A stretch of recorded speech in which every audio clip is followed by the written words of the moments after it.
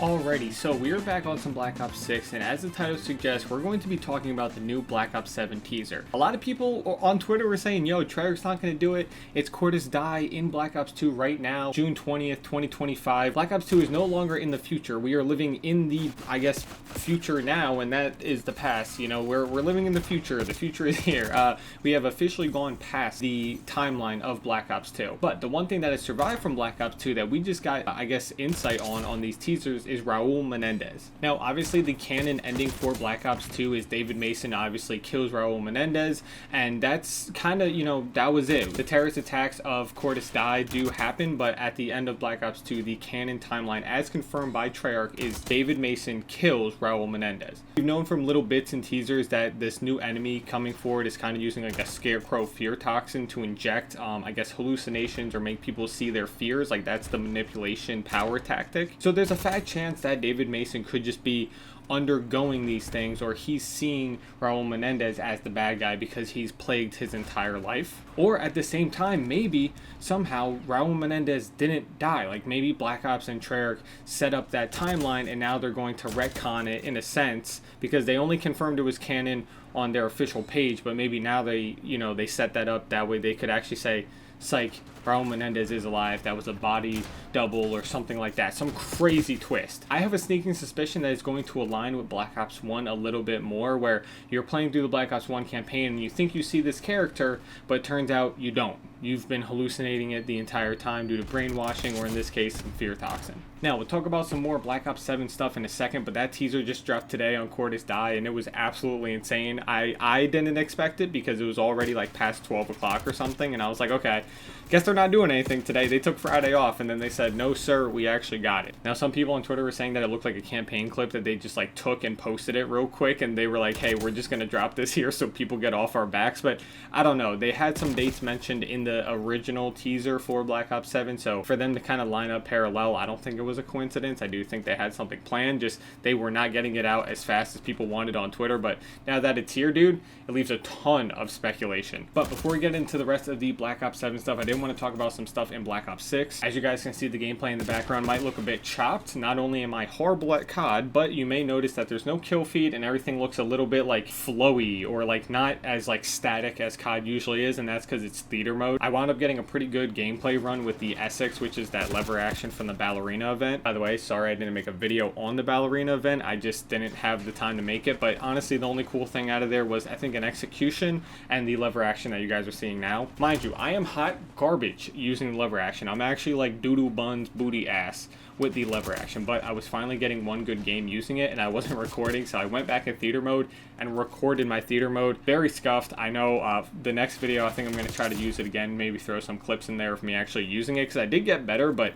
dude, my best gameplay I wasn't recording, you know, who would have thought? But other than the ballerina event, the new Rivals event is out right now. Not too much cool stuff there. It's a basic XP ladder, and then I believe you unlock a blueprint at the end. The Black Cell blueprint is actually pretty cool because it's like this Mob of the Dead, ghost key, prison, dark, demonic thing. You guys know me, I love that shit. That's right up my alley, but I'm not going to sit here and buy Black Cell just because of it, but it does look pretty cool. Also new with the update in Black Ops 6, they wound up actually, I believe, taking out the endurance mode, and instead they put in a chaos endurance. So endurance used to just be 6v6, but they doubled the score of any game mode. So domination, instead of being 200, I think it was closer to 400 or 500. Hardpoint, same thing. I think it went all the way up to 500 points. And the chaos mode, as you guys know, is 10v10. So they kind of just went like this with the game mode, so now it's 10v10 and it goes up to a higher score, which is pretty cool. Me and my friends have been playing it a lot. It's how I've been getting some decent kills and some decent feeds with the lever action, so I'm all for it. It's a little bit crazy, but you know what, it's not too bad. And one last major update that they made to Black Ops 6, and I don't think I talked about this yet, but they wound up adding the LC-10 and the FAMAS.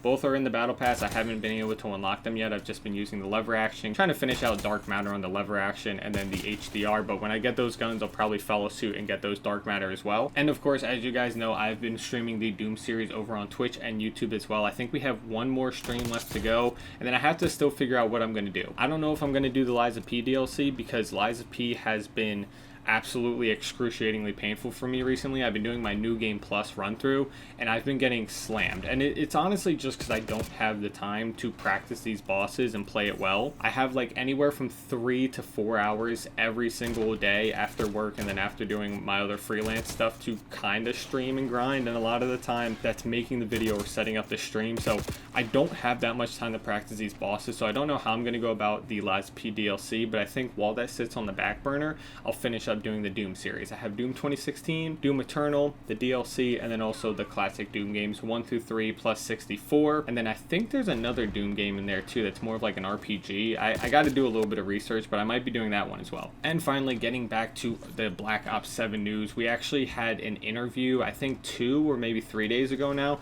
that kind of revealed some stuff about Call of Duty Black Ops 7, confirmed some things, left some stuff up for speculation, so we're going to talk about that. So over in the Call of Duty podcast, they confirmed that Black Ops 7 will not have exo movement. They confirmed that just the way that the timeline takes place, exosuits were not created at the moment, and they aren't being implemented. What we do know is that they said there will be a configuration or an upgrade of the Omni movement. So because they confirmed no exosuits and no wall runs, people are speculating that you won't be able to run on the wall, but perhaps do a kick off of the wall. So again, not a double jump, but perhaps kind of like if you're running against the wall and you hit A, it'll give you a secondary jump button to maybe double sprint, slide cancel, jump again off of a wall, and then into your gunfight or something like that. I think that could be pretty cool because it's a predictable kind of like exo movement, but it still elaborates some sense of skill, and also it just makes some crazy sniper clips and some crazy competitive clips as well. Just seeing someone head glitching and then someone runs up and jumps and then double jumps off a wall to kill them, like literally like Tony Hawk Pro Skater shit. It's so cool.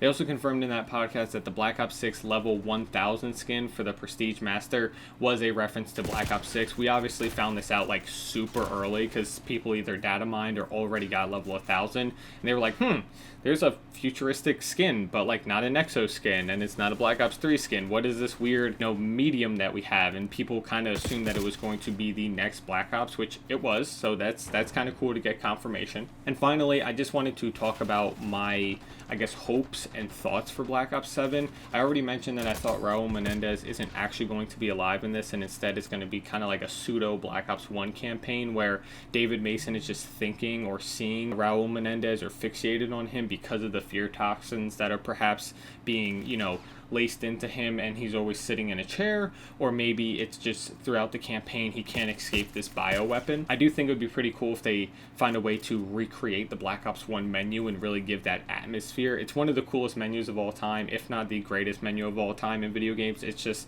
the cleanest, like sickest thing ever. You can break out of the chair, it changes for zombies. Like, I really hope they introduce that in some capacity. If not, it's okay, but they've shown the TV screen so much that I really hope they find a way to kind of spearhead that into the game. But yeah, other than that, that's pretty much all the Call of Duty news and all the stuff that I kind of wanted to talk about today. I was going to make this a live com video, but just because I had to focus on talking so much, I didn't want to throw some horrible gameplay in there and get sidetracked. So hopefully the scuffed theater mode gameplay will be enough. But yeah, as always, just thank you guys so much for all the support. I'm happy to kind of be getting in the Call of Duty cycle again, but also variety game streaming has been a blast. So again, just thank you guys so much for all the support on everything that I do.